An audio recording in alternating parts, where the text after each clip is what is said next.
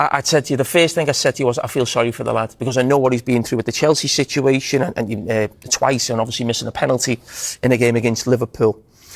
But I have got strong views on this play in the second goalkeeper. I don't like it, but I can understand it in some situations. But Mikel Arteta does not owe Kepa anything. He owes Arsenal supporters the best possible chance of winning the first trophy in 6 years. They've won one trophy in 9 years. So the goalkeeper comes to the club because he knows he's second choice. Yes, he can play through the rounds, but once you get to the final, it has to change. For me, because they haven't won enough trophies, and this team need to get over the line. And he owes it to the supporters more than he owes it to Kepa. Now, I know someone at home or yourself might say to me, but what about Manchester City? What's the difference? He does owe Trafford. He brought Trafford in at the start of the season to be the number one. Didn't think he was good enough, and then brought Donnarumma in. Not easy for the lad as well. OK? And also, they've won 4 of them.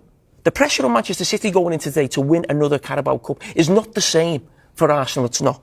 Or maybe there's another flip to that in terms of people might say Carragher at Liverpool.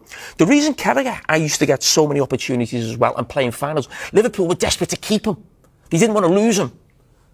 That is not the point with Kepa. He signed for the club because he knows he's second choice and he's not good enough for the top level. We've seen that at Chelsea. The thing is people are saying the 9 points, and I think this is not a bad thing for Arsenal to reset themselves and refocus, because they have to. It's not going to be easy, because there's no way the Man City players are going down into that tunnel. This is 9 points, but then they've got a game in hand and they've got to play them. It can go down to 3 and then all of a sudden the pressure really turns up. So this Man City side, make no mistake, you know, him saying he wants to be 9 points. This 9 points is a tight 9 points. And this is what I feel from Arsenal's point of view have to do. They have to really refocus and just get themselves back on track in what they want to do. They need to win games now. You know, people talk about how they win in the games, it's set pieces. It doesn't matter. Everybody knows it doesn't matter. We've got a DNA of winning games, resilience. They've got to kick into that, because I think this team, they know it's not over. It's not over. If we're going to be totally honest about what's going on, it's not over. What happened with Arsenal today, though, right? From your point of view? That, you know, like I said, Meeks, I saw that when City were pressing them really high, it seems like City were pressing them really high because I think for a start, Saka's not going to be blasting. I don't think Gyökeres is going to be blasting with the kind of pace that's going to cause them problems. And I don't think Trossard is going to either. I think when you look at how poorly our midfield was in respect of Zubimendi's retention of the ball and how he kept it, it wasn't good today. So even if we were going to try and play out, we didn't have the players who were playing well enough for it. And then all of a sudden, it just kept the ball. We got the ball up top to the guys, Kai Havertz and Gyökeres. It came straight back. And so after the 15 minutes, after that chance, hopefully that chance went in, maybe they would have played differently. But once that chance went in, all of a sudden, City just got more and more confident, just more and more playing, and then more and more expand, and then they just started playing how they play. What are you laughing at? Because, right, come on, you were so upbeat before. It's like Sky just pulling out all these figures to show how Arsenal can't do it, bro. That's all I'm just seeing different, like 4 times City's dead. Do you wish that when ITV went, you'd gone as well? Do you know something? These are all the things that Arsenal have to deal with. And this is what it's about.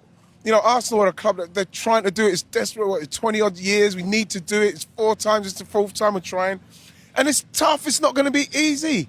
And this is what I'm trying to say to the fans all the time. Let's make sure that we stay behind the guys, because this is the time where they need us the most. For the manager, always, if you win, you're a genius. If you lose, you're the guy who has to answer the questions. Which I am.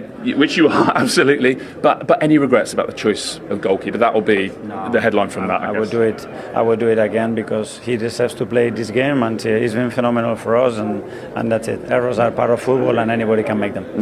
Do you think the weight of necessity, expectation, they're used to winning, you're trying to obviously make a breakthrough, does that play any part today? I don't think, because if not, I think we would have seen it in the first half, and that didn't happen. Well, I think because of Arsenal not maybe winning the titles that they'd have liked, you'd probably say Arsenal. But the other side of it is whose dressing would you rather be in? Arsenal are trying to win 4 trophies this year. You know, they're still in the Champions League, Carabao, FA Cup.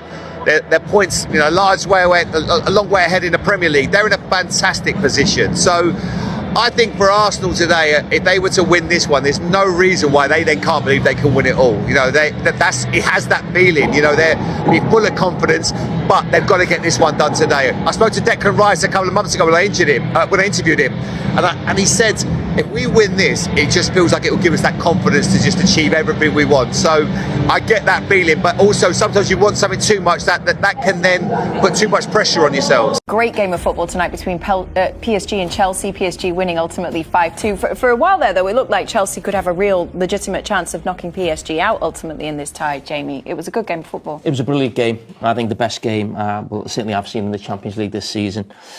And Chelsea didn't deserve to lose 5-2, but they've only got themselves to blame for that.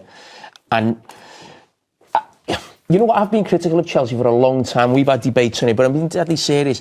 They can't go any further until they sort the goalkeeping issue out. And I've been saying this consistently. The new ownership have come in and spent absolutely billions, right? And right now, looking at the team, they've got some great players in the team.